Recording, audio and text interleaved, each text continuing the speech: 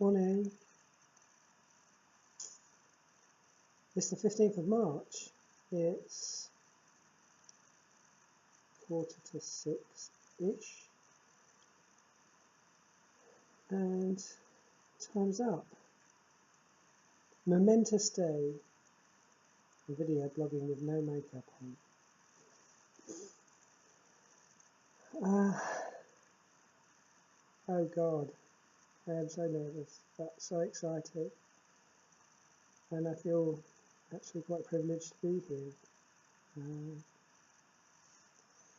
You'll notice from my glasses that I'm not wearing contacts. And I won't be for, well, God knows how long, at least a week I would have thought. Yesterday was all about my pre-operation checks. Oh God, I had a CT scan, X-rays, ECG. The nurse taking my ECG said, "Do you do sport? Your pulse is very low." No, I said to her, "No, I'm just trying to get in the zone, lady." And it worked. I was trying to stay relaxed. And I got my pulse rate down to below 60 anyway, which was quite good, seeing as my heart was racing like a rabbit. Yeah, it was.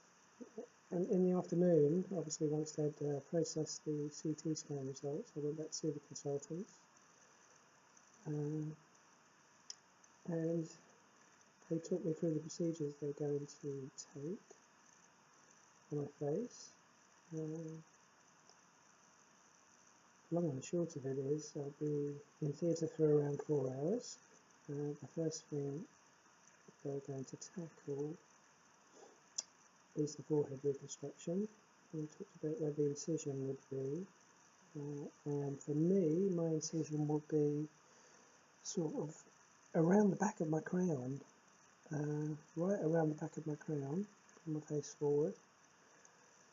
And you can see from the CT scan results, my skull, you can see exactly, it was so emotional, you can see exactly where they're going to modify the structure of my skull to feminize it.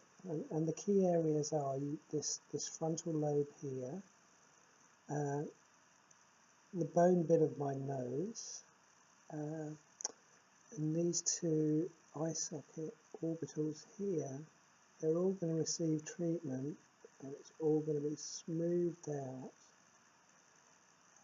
What they did was they put some transparencies over the pictures of the skull, and they drew lines on the transparencies to demonstrate how they would change the shape of the skull.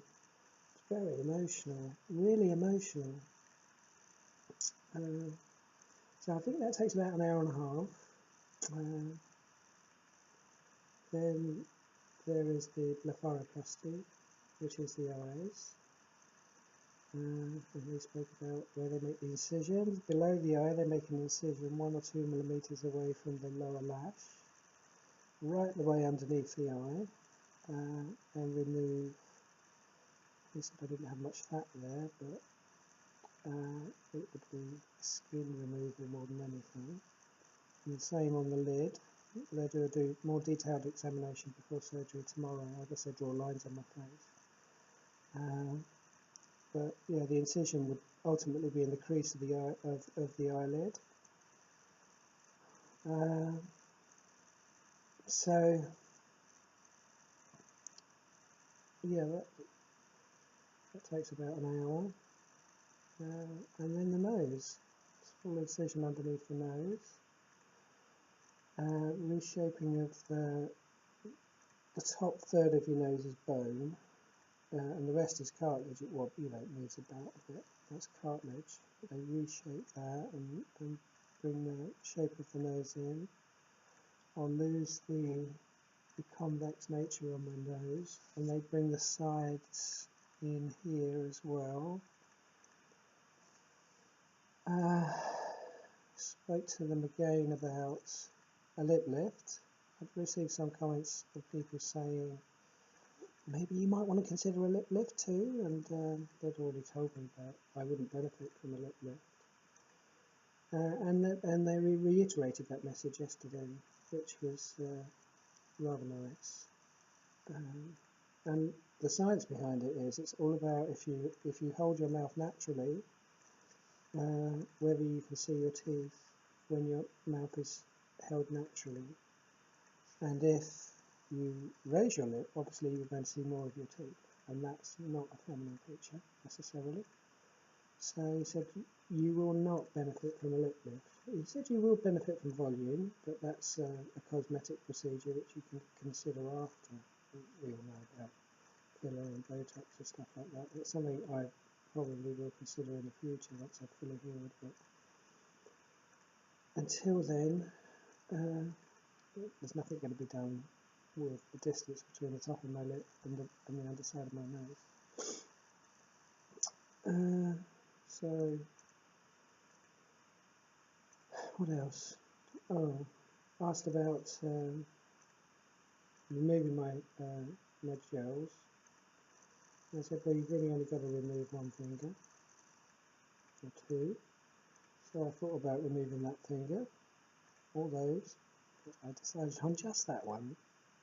I went to a salon in Marbella yesterday and said, can you please remove the gel off one of my fingers, please? And the lady was very kind. She removed it. I said, how much? And she said, no, nothing. That's fine. So I think she realises I'll be back to have it replaced sometime next week, and I don't look like the elephant woman. We went out for a meal last night, group of us. A new lady arrived from Norway yesterday, Julia. She goes into surgery on Thursday, so I won't see her now until probably Sunday. By the time I come back to the nest, she would have gone in, and then she won't return till Saturday or Sunday. Yeah, went out for a meal, nice meal. Nicola and I had a wander in Marbella yesterday afternoon for 2 or 3 hours, had an ice cream, had some coffees. It's rather pleasant. Watched this really rich bloke fall in the harbour off of his yacht. He had this really flash yacht and a Bentley parked at the back of the yacht. And we wandered by commenting on the rich and famous, and we all of a sudden heard this ploosh. Look behind, and there's this guy in the water saying, I'm okay. It's very funny. It's very funny. Anyway, we helped him out, and he thanked us. I don't think his wife did. I think she probably had a high insurance premium on him, and she probably pushed him in the first place. But, yeah. Anyway, that's me. I'm ready. Time's up. Just another memory.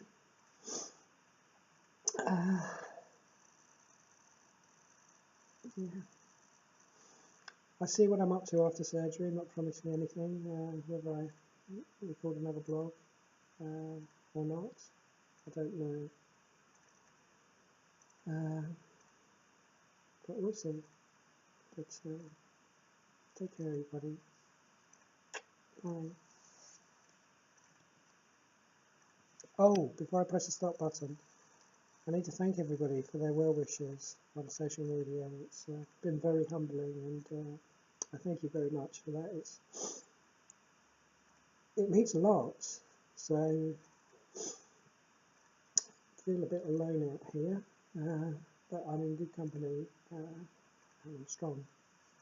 Good. Bye.